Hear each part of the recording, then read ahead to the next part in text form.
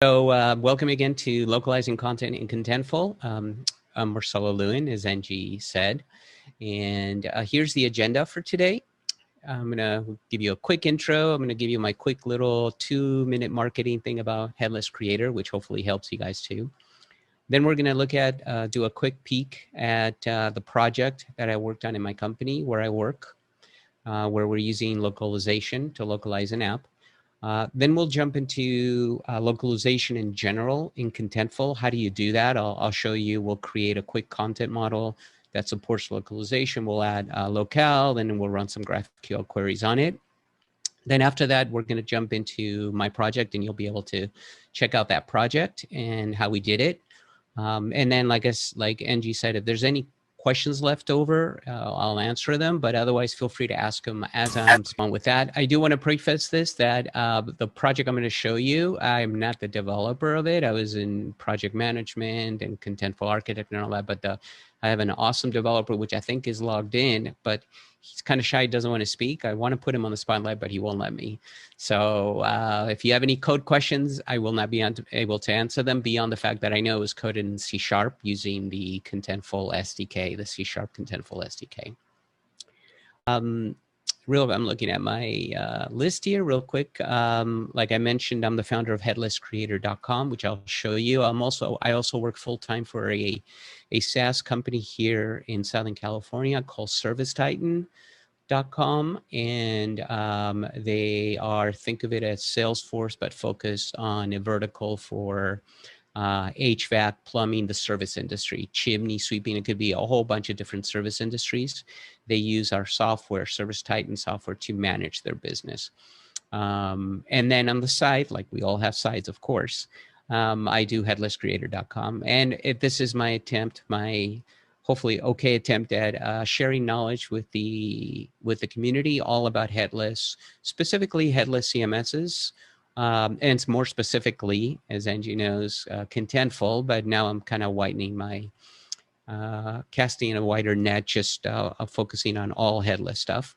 But I just want to tell you real quick, you can go to headlesscreator.com and you see I have 4 shows.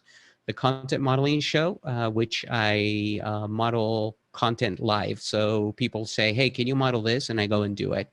So you get to learn how to model. Modeling is, as you guys know, guys and gals, everybody, I use it as a general term, know that modeling is the base of a project. If you model right, your project will scale. If you model wrong, your project will crumble. And that's really where you need to put a lot of emphasis. So you can, and they're all free. All of this on my site is free. I don't charge for any of this stuff.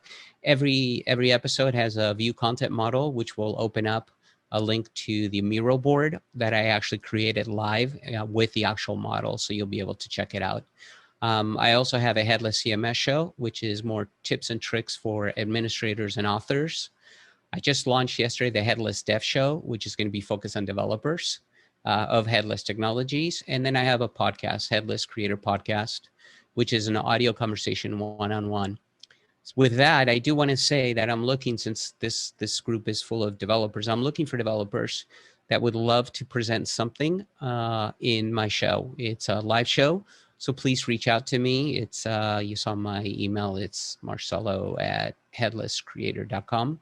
But if you're interested in appearing on this, it's 30 minutes. I'd love to have you on it, and we show something that has to do with headless technology, and we show your screen. So please reach out to me. Anyway, that's it. I'm done with the headless stuff there. Let's move on with going through my stuff here. All right. So let's take a quick peek at the project that I'm going to show you today. So I'm going to stop sharing for a second and share my other screen. Let me share my other one. Yeah. So this is where I'm going to show you after we're done with the overview. This is the app, and this is a mock-up of the app. This isn't the actual app, right? We took a mock-up of it, but this is actually working with Contentful. So for example, we added this icon here. That's the world icon. We don't currently have that in our app. And then you can localize the app by a language, and you can localize it. Remember, I mentioned that our app is focused on vertical markets, like for Salesforce, but vertical markets. So we have HVAC, we may have plumbing, we may have all sorts of vertical markets. You can customize it by the industry and by the language. So for example, the most dramatic one, if I go to Russian, you can see the screen. Well, automatically all the fields, all the labels now become Russian. If I go to Spanish, you can see. So I'm going to show you this at the end. We're going to go do a deep dive. But before I do that, I want to start and get into more of Contentful and how Contentful works with locales. So while I switch screens again, if there are any questions, please feel free to ask. Okay, and we should be back on my other screen. So there we go. All right, so we did this. Let's close this presentation. Well, we'll leave that open. Okay. So here we are in Contentful. NG was mentioning that most of you already know Contentful, so I'm not going to go into Contentful itself. But one of the things in Contentful is that localization comes turned off. You have to turn on localization. It comes with basically a default locale. And what you want to think of as a locale, you want to think of locale, it's not just a language, it's a combination of region and language. So for example, you can have Germany, German, and you can have Austria, German, right? That's the combination of the locale as opposed to just being German, because you may have in different locales a different way of displaying a particular thing. So for example, a product, you may display in Germany, you may display a different version of German than you do in Austria. Maybe because the locale in Austria, one word means something different than it does in Germany, right? Or Spanish is the same thing. We may have, for example, a slang that I may use in Argentina on the website that if I switch it to Mexico, Spanish, that slang means nothing. So now we have to change it, even though the language is still Spanish. And that's why locales, they call locale a combination of region and language, okay? So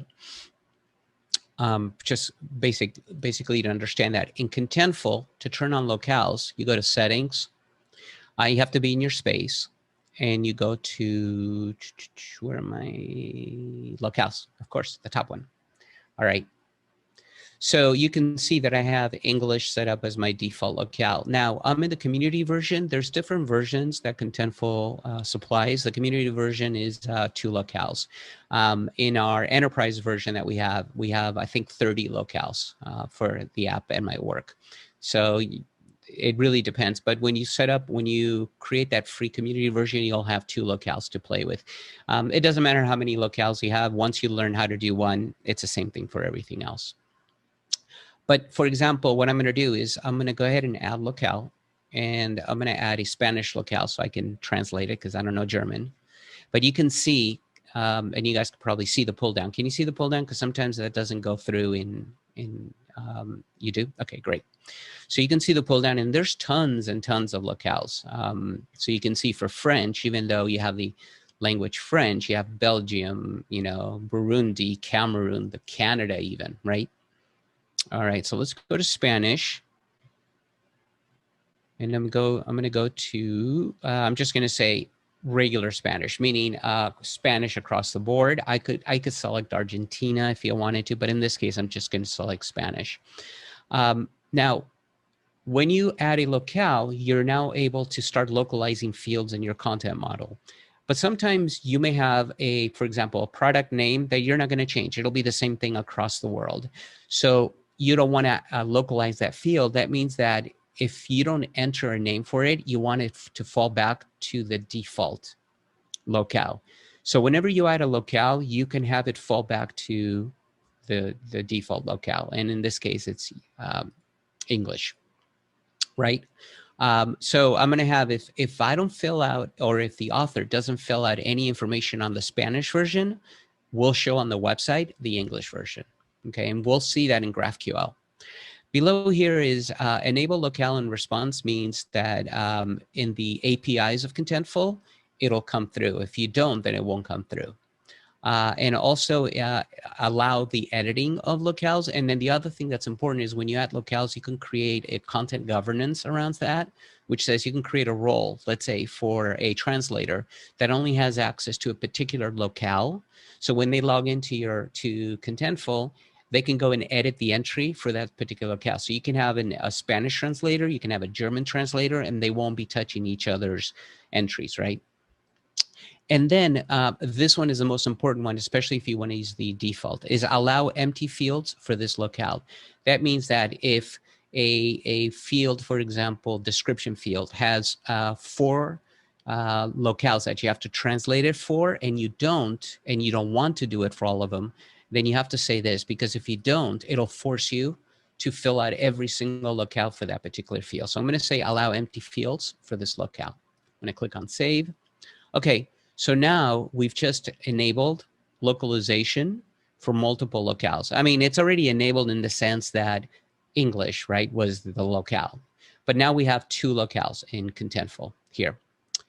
So what you've done at this point is step 1, which is just turn on a second localization in Contentful. You have not localized any content model at all. And in fact, if we go now into my content model here, and for example, I go to content and I add a new product,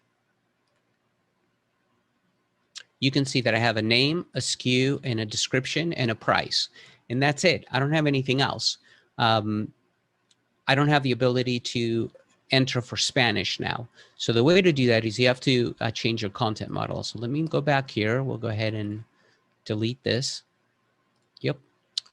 I'm going to go into my Miro board here, and you can see here I created for product, we have the name, the SKU, the price, and the description.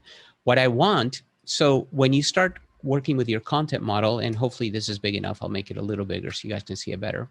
But when you're working with localization, you're not going to turn on localization for the entire content type. For example, a product, the SKU, most likely the SKU, which is the number, the ID of the product, is going to be the same thing across the world. Most of the time, maybe not, but let's just pretend it is. So we don't need to localize the SKU. The SKU is always going to be the same. The name, in this case, I'm going to say, hey, the name is always going to be the same. So for example, the iPhone Pro, the iPhone 12 Pro, it's going to be the iPhone 12 Pro across the world. It doesn't matter. So, but what I do want to localize is the price, because I may sell it in pesos in Argentina and in dollars in the US. And I do want to localize the description. So as you can see, I put, this is sort of my standards that I use in my boards. You can see what's a regular field, what's a content type, and then some other notation here for the keys, for the attributes. But you can see that I'm going to take in the product content type, I'm going to go ahead and take the price and description attribute and localize those. So let's go ahead and do that. So I'm going to go to the content model. I'm going to click on my product. And then you can see all of my fields here: name, SKU, description, and price. So I'm going to go to the localization done under settings. I'm going to click on settings. And you can see field options, enable localization for this field. I'm going to click on enable it. And then I'm going to do the same thing for price, enable localization. Now, if you look at my other fields, it's not enabled, and it's not enabled, okay? So let's go ahead and save this. And now I'm going to go to content, and let's add a product. So I'm going to add a product, and let's just continue with the iPhone Pro 12. The SKU is going to be A, B, C, D, E, F, 1, 2, 3, 4, 5. And here is my iPhone 12 Pro description. Okay, and the price is going to be $1,200. Okay, so I just did that, but it's like, wait a minute, didn't we turn on localization here? How come I only see one field? Like, where do I put the Spanish version? Because I just did the English version. Here on the right, you should be able to see where it says translation. There's 2 ways of viewing this. You can view it by single locale, or you can view it by multiple locales. And here's the big difference. Keep an eye on the left when I switch that. Oh, the other thing we need to do, just to keep this in mind, is under translation, it's showing you which locale you get to see here. Click on change, and then you can add as many locales as you want that were added on the settings, right? So this is just displaying those locales. So now that I clicked on ES and EN US, right? Spanish and English for the US, you can see that I have Spanish for the description and Spanish for the price. The other neat thing that I like is, for example, let's say you have 10 locales. Seeing it as multiple locales, you would see 10 fields for each of these. That can become a little bit confusing at times. So you can go here and change it from multiple locales to single, and then select the locale you want to see. So right here, we see the English, but I can go to Spanish. And now you only see the fields that you're able to translate into Spanish. Notice that the name and the SKU is not there because those are standard across all locales. When you switch locales, it'll only show you the fields that you're able to change the locale information on, right? So I'm going to leave it to multiple locales just because it's a little bit easier to track. So let's put in 100,000 pesos. I don't know if that's what it is. I don't know what it is today, but I know way back in Argentina, we used to have 1,000,000 pesos to go buy bread, but that was back in the 70s. So, all right. So under description for here's my iPhone 12 Pro, I'm going to go ahead and add aquí está mi descripción. And I don't know how to spell properly in Spanish, but descripción. And I'm sure Diego would correct me since he knows descripción. Well, we'll leave it like that. It doesn't matter. Almost. That's good. Almost. An iPhone 12. Okay, we'll just leave it like that. It doesn't matter, right? The whole point is that we have a English version and a Spanish version, and a misspelled Spanish version. So go ahead, and I'm going to go ahead and click on publish now. So now we have one entry, right, with one name and one SKU for that product, but we have multiple languages and multiple pricing. It's as easy as that. Seriously, it's super easy like that. So imagine if we added another locale. And I can't add another locale because I have the community version, but like the enterprise, you can do 30 locales. You would have 30 fields, and literally it would be as easy as entering for each version. Now on the back end, and like I mentioned before, I'm not a developer, but I do know a little bit about GraphiQL. Let me go ahead and refresh here my GraphiQL because I need to pick up the new content models changes that I did. So I'm going to go ahead and get product. Let's get the ID for the product so you guys see. And if you do have any questions, please jump in and just ask. Angie will ask me. So I'm going to get that. All right. So for product, we'll get some items. Oh no, actually it's not a collection. So we'll do the name of the product. We'll do the SKU. Okay. And then we're going to do the description. And in description, the reason it's doing the squiggly is because it's a rich text, and a rich text is saved as a JSON object. And then we're going to do the price. Okay. So now when I run this, you can see here's my iPhone Pro 12. The SKU is whatever I said, right? I put in there. Here's my description with the paragraph. Here's my iPhone 12 Pro description. And you're like, okay, this is wonderful with the price 1,200, but how come you're not showing me the Spanish? How do I look at the Spanish?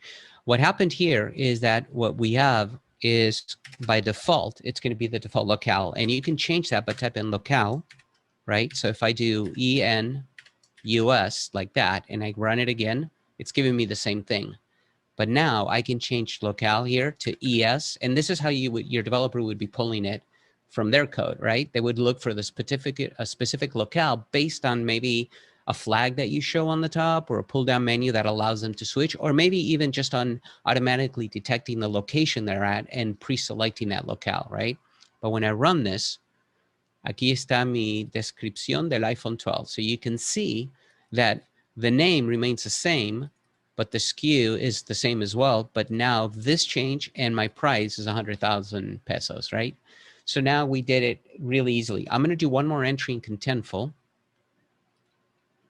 I'm going to create another product, and we'll call it the MacBook Pro, the M1 that was announced yesterday, the M1 chip, the new one. Okay. The SKU is going to be 1, 2, 3, 4, yeah, whatever. And the description, we're going to say the new MacBook Pro has the M1 chip. Okay. I'm not going to leave any, I'm not going to enter anything for Spanish because I want you to see what happens. For the price, I'm going to say it's $1,200. Oops, 100. We'll go ahead and publish. So now I need to get, let's get this ID, right? That ID. And actually, let's leave this here for a minute. Let me copy this. We'll do query, and this one is going to be Spanish filled out. Query Spanish not filled out. And then the ID for that one is this one.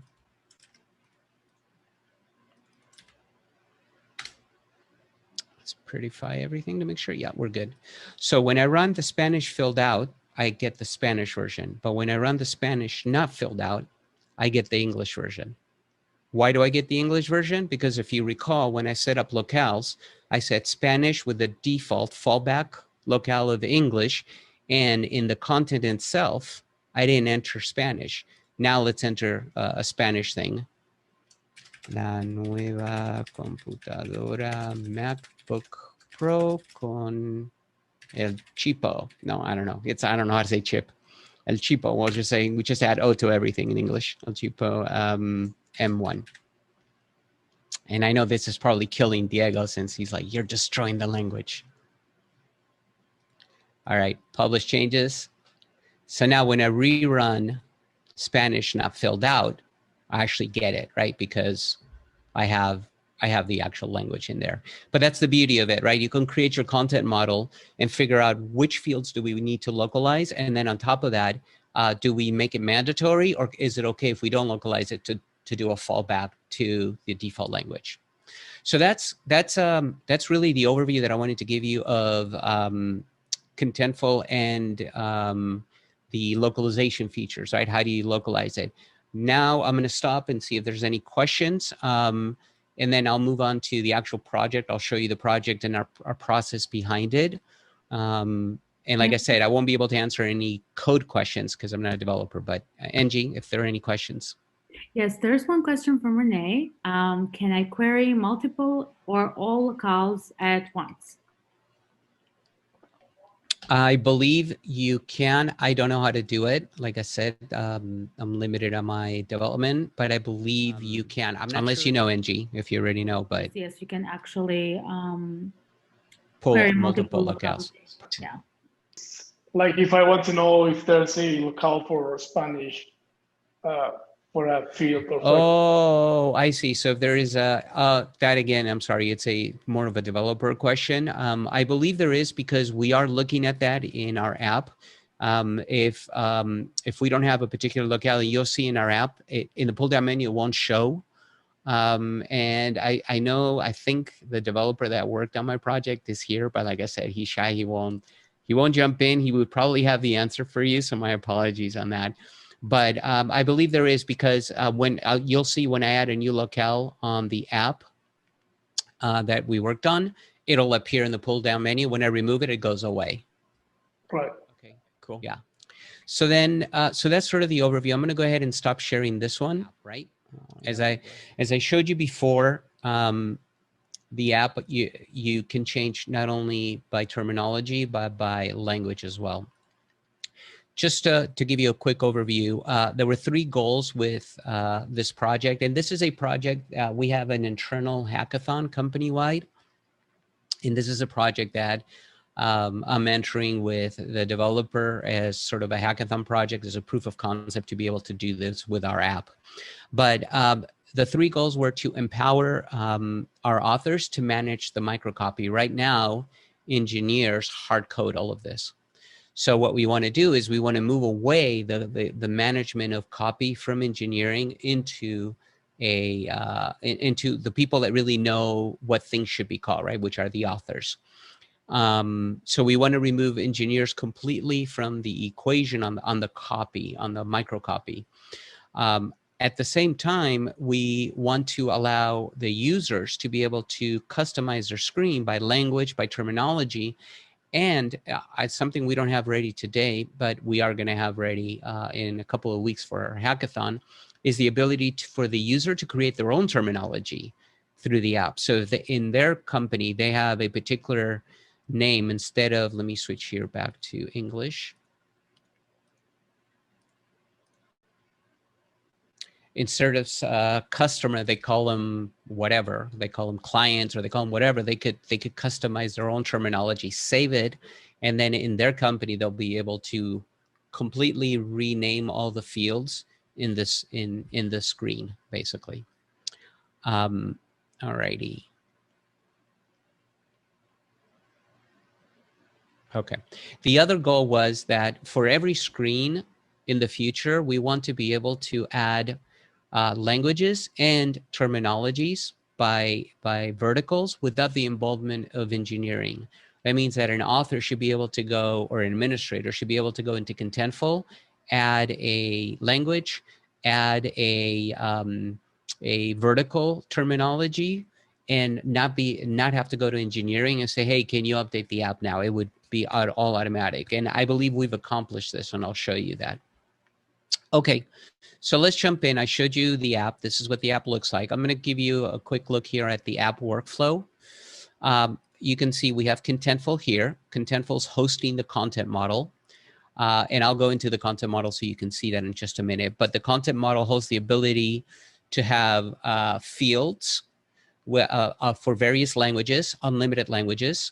Also, not only should the field values be defined by language, but also by combination of language and industry. So we have a default industry that when you first sign up to the app and you get it, it's by default what we're calling it in this project, ServiceTitan default. But then you should be able to switch by industry and by language and have the combination of those two define what those fields are going to be. And then we have custom company terms. That's what the user of the app would be able to create. So on the front end, a user will be able to select language and industry, as I showed you with the pull down, but they'll be able to create their own terminology. And I'll show you here real quick. When they go here, you can see, click here to create your own industry. Now, we don't have that set up yet. We're actually working on it. In fact, I can show you real quick. So you can see right here. Let's see if we can zoom in. Yeah, it would, once they click on that, they'll be able to select the language, because whatever language we're supporting, like English, Spanish, Russian, whatever it is, they'll be able to select it. And for every field, it will automatically list all the fields and allow them to translate them into whatever they want, and then pick a name. And then that name would appear at the top here under the industry. So it'd be HVAC, ServiceTitan default, and then Joe's Plumbing terminology, let's say, as an example. Okay, so that's what we're actually when I say we, I actually mean the developer. He's a genius, and he's implementing this already. So just to show you an example, once we figured out the workflow, we needed to know, okay, what we're going to be all of. Here we go. So we have the spreadsheet for every screen, and then we're going to figure out a way to automate this. But for now, we know that every screen has labels. These are the labels right here, the screen labels. But then we have to give it a code, and the code ID is going to be that glue between the content and the content in Contentful and the app, right? We need some sort of glue that says, hey, I need the content for this field here. And that glue is basically what we're calling the code ID. And for every screen and every field and every label and every button, there would be a code ID associated with it.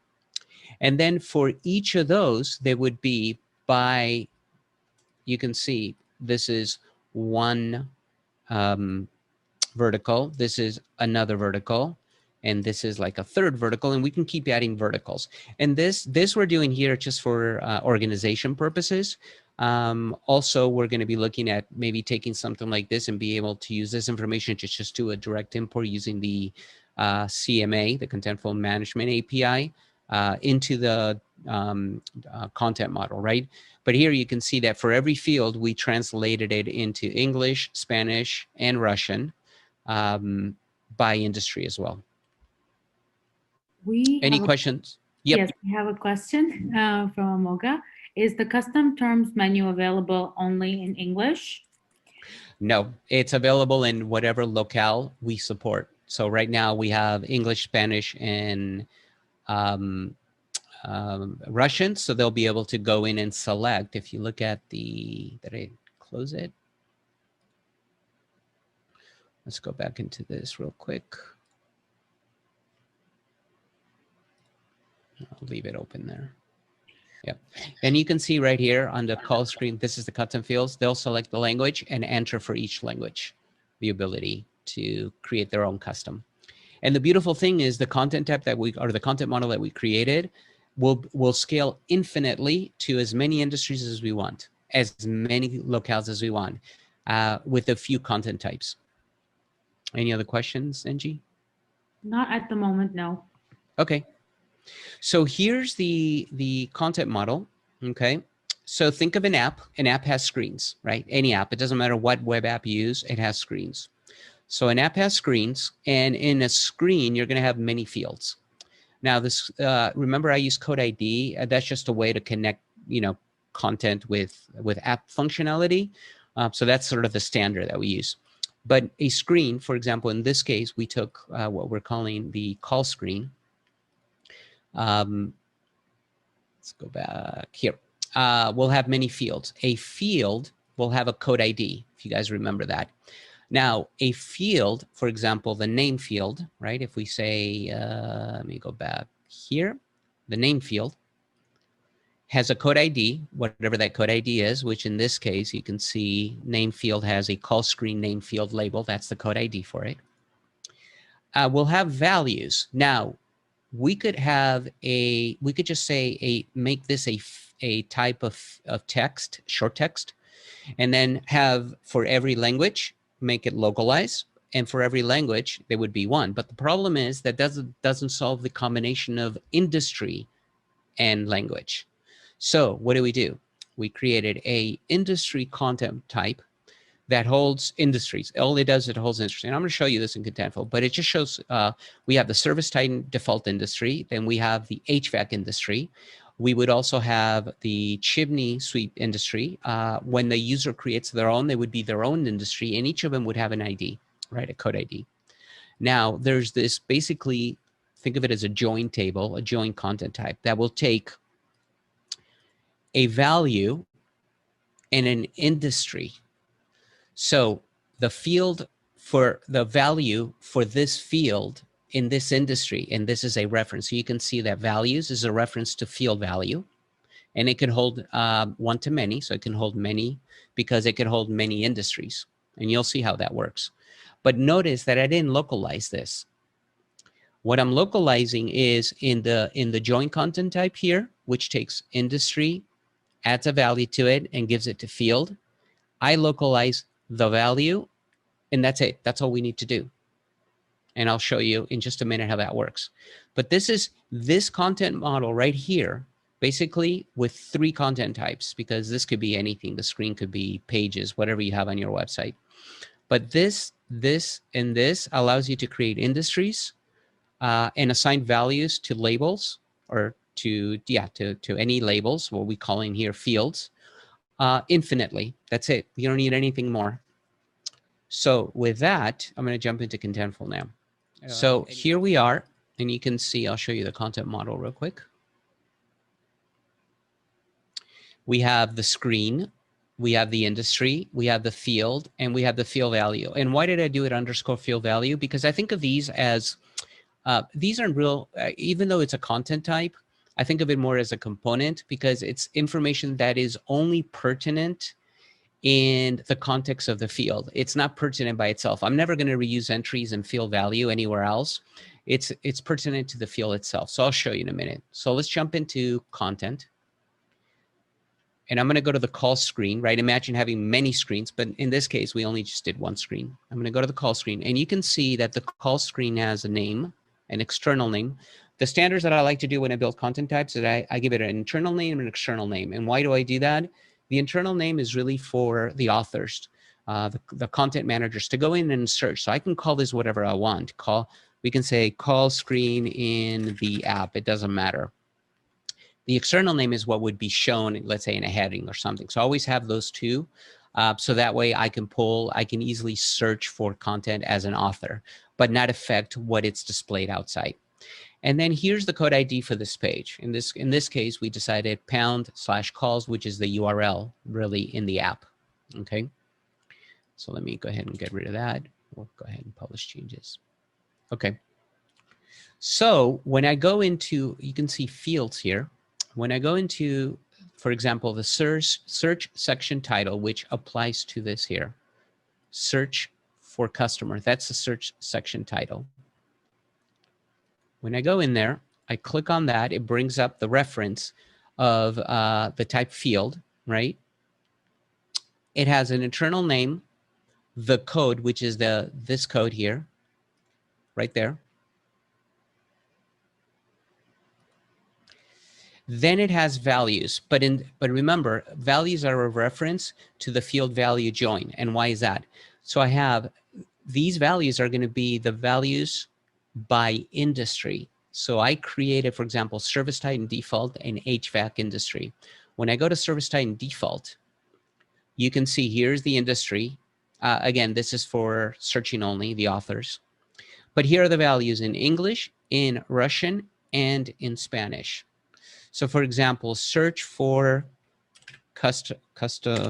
well, let's do this like that, just so you can see the change. I'm going to click on publish. Because I changed this already, it should be in the app already when I click on refresh. There it is. But if I switch to Spanish, buscar cliente, when I go back to my Contentful, there's buscar cliente. Now, if I add this, 2 exclamation marks, and then hit refresh, there's buscar cliente. So you can see this is really live. This is not like some Photoshop file where we're really doing this here. Okay, so let's go back here. Let's change this back.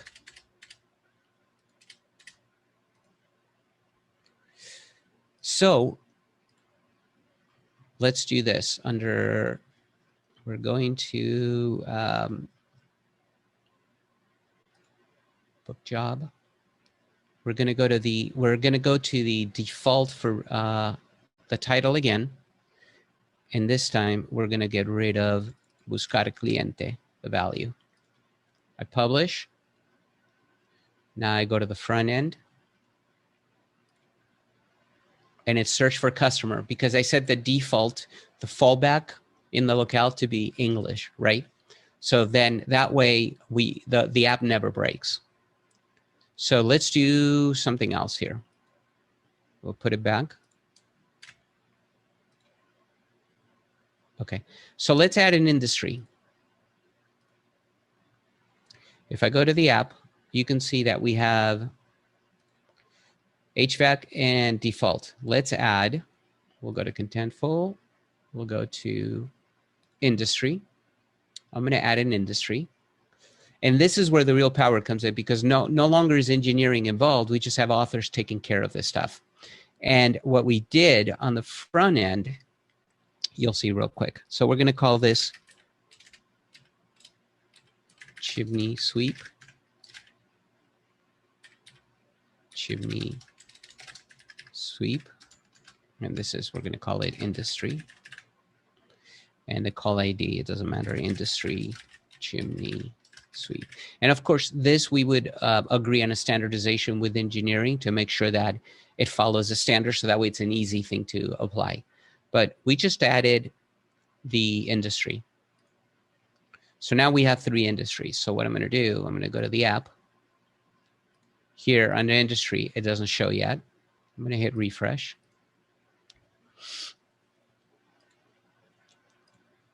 There's my Chimney Sweep industry. So watch what happens when I select this. And I'm going to select English. It doesn't matter because we have none anyway, but I'm going to say preference. So the screen for the author displays all of the code IDs that they need to use to now enter the information in Contentful so they can easily populate all of the language for this particular industry, right?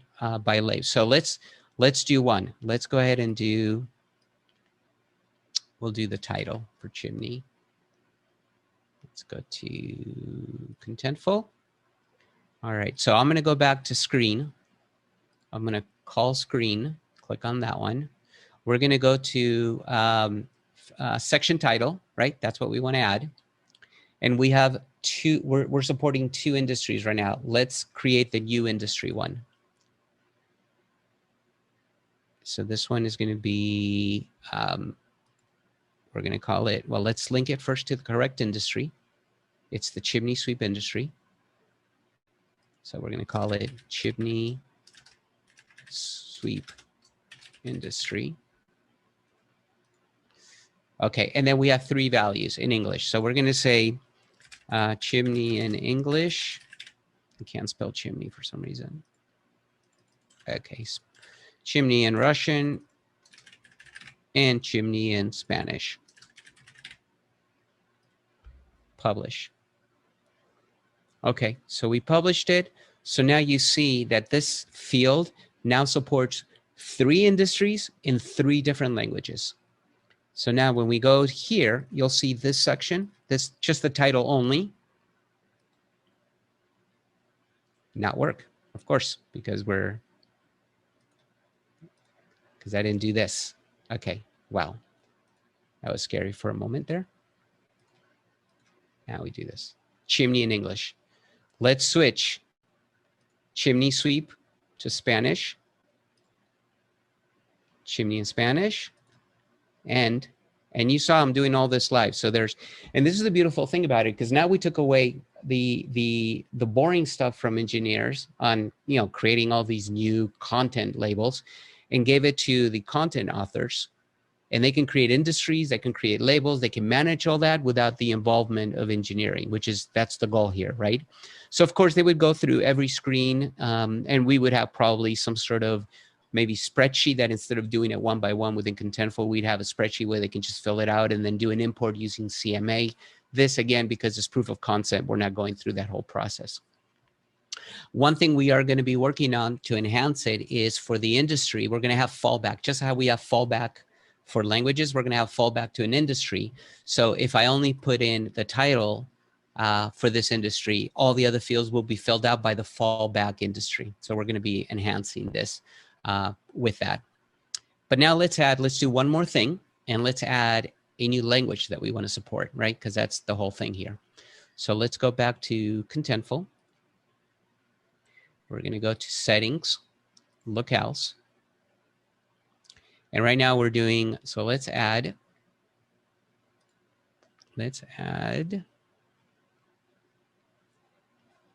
German. And I don't know German, so. And then we're going to say the fallback is English, but you can see you can pick any fallback you want, right? We can say it's Russian, whatever, but fallback is English. And again, I'm going to allow empty fields. If you guys recall, empty fields is so that way we don't have to fill it out and we can have that fallback. So we'll click on Save. Okay, so now we have it. So now we're supporting 4 languages. So now when we go to, when we go to Content, we'll go to Call Screen. Right here, remember, you need to change this and add the new locale we just added. We'll click on Save. So we still don't see anything here, but before I do anything, let's go to the app, hit refresh. We are still in Chimney Sweep Russian, but now we see German.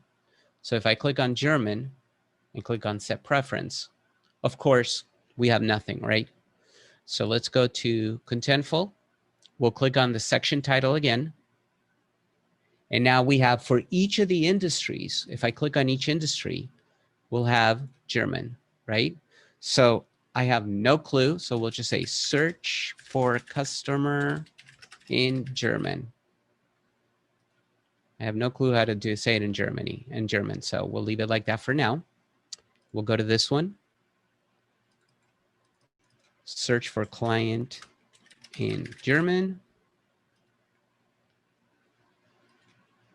and then we'll go to the new German. Click on publish. Close this up. Yep, we're good. We'll hit refresh. Chimney in German. If we go into HVAC, German, search for client in German. If we go to ServiceTitan default, the other industry, German, there you go. And then notice that all the other fields fall back to English because that's our default here that we did. Yeah, so that pretty much covers all of it. I mean, you guys saw I had the GraphiQL here where you saw basically how it returns, right? I'm looking for the I'm looking for the screen, particular screen. I'm getting the name of the screen. I'm getting all the fields. Each field has a name and also has a collection of values, right? And each of those collections will have an industry and a value. So you can see here, for example, the search section title has search for customer for the ServiceTitan default. And I'm looking at English US here. HVAC industry has search for client, and the chimney industry has chimney in English. But if we do, and what was the name of the DE? Let's go to DE. We'll make this DE. You can see that it has chimney in German, search for client in German, so you can pull it. And as Angie said, you have the ability to get all of the locales in one call as well. Let's see. Yeah, so that's pretty much what I wanted to cover today. I hope that gave you a good idea of how to work with locales in Contentful, and then on top of that, give you a good idea of a real application that uses locales and a combination of locales with terminology, right, to make it really customizable for the user. Yeah, that's about, let me see, I'm looking at my notes to make sure. I think that's about it. If there are any other questions, I'm open to answering them if I know the answer. There is actually one question in the chat from Amoga. Any chance, any change log or version control for admins to fall back on? When you say, you're talking about in the entries themselves? Yeah, for example, if you have an entry which is already saved by one particular admin and someone else with the right access, if they were to make a change. They overwrite it, yeah. Okay. Yeah, so Contentful has by default versions. So you can select the version, then you can compare with current version and it'll tell you what changed. So in this case, it's the field label, right? But for example, let's go ahead and close this. We would go one in deeper and we go into the actual industry with the values and then look at version. So you can see all the versions. So I can go to the one 11 minutes ago. I can say compare. So it's pulling the information. And then you can see anything that is like this means it hasn't changed. But here you can see that I went from value German to nothing to search for customer German. So I can say, oh, no, it should be this, should be empty. And it would revert it, right? So you can use versions in entries like that. So does that mean every single change possible is stored in the database? Yeah. Ooh, as far as I know, yeah, because you have the ability to go into versions for every entry. That is really cool, but I'm also thinking, like in terms of DB usage, wouldn't this like just drastically increase whatever the admins are changing? For every single change, you would then get a lot of entries, I suppose. That's above my paycheck grade. I don't know. That's totally in Contentful, but we haven't had, I got to tell you, we have a lot of users in Contentful using it and we haven't had issues. So I'm sure they have a good infrastructure to support that. I don't know what their backend looks like or how it works. Fair, because it's very rare to see version control at this detail level. Yeah, and it's really good. You can see all the versions for this particular entry. I can go to here and then you'll see all the versions. Well, we don't have any other version. Oh yeah, here you can see 2 versions, right? So, yep. But I wouldn't know what their infrastructure, but I'm assuming they have a good infrastructure to sustain that. So, And in terms of application, is this something that can be directly translated onto an existing web app, for example? Which could be translated into an existing web app. To have this sort of, let's say the language preference or the translation services or. Sure. If you have Contentful, if your app is already kind of running Contentful and you have a content model in there. So for example, if you have the concept of like you have here, not here, the concept of a screen, right? You have all your screens in Contentful already with fields, then yeah, because all you're doing is you're localizing this here, right? And every time you add a new language, it just automatically adds it for you. It's built into Contentful. Every time we add a language, we didn't code any of that. That's all part of Contentful, the way Contentful works with localization. But this supposes that you already have part of your content infrastructure in Contentful, right? Otherwise, you would have to build it. You have to build your content model first. Fair enough. So for an existing application to then access this via an API, for example, would be not possible at the moment, I suppose, because they're not hosted on Contentful infrastructure. No. I mean, your app could access it through their API, but you have to build a content model in Contentful to access it, right? Okay. You have to store information. So think of Contentful as, and that's why it's headless, right? The head doesn't matter. Your app is the head. So the backend of Contentful is the database and the workflows around that database for the authors and the web admin piece for the authors to manage that content. But you build a content model to support what you want to use on the front end of your head, which is your app. So if your app is whatever app it may be, if your app has 4 fields that you want to display, you build a content model that lets you store 4 fields, and then you localize those 4 fields and use CMA or CDA, the content delivery API to get information from Contentful by Locale, like I showed you. Perfect. That makes sense. Does that answer your question? Yeah. Okay. Yes, definitely. Thanks. Cool. Sure. Yeah, and I'm available. Like I said, go to headlesscreator.com. There's a contact there. Reach out to me if you are interested in doing a presentation on my show. I'd love to have you on it. Anything that has to do with headless technologies and coding, I'd like to have you on the Headless Dev Show. Thank you so much.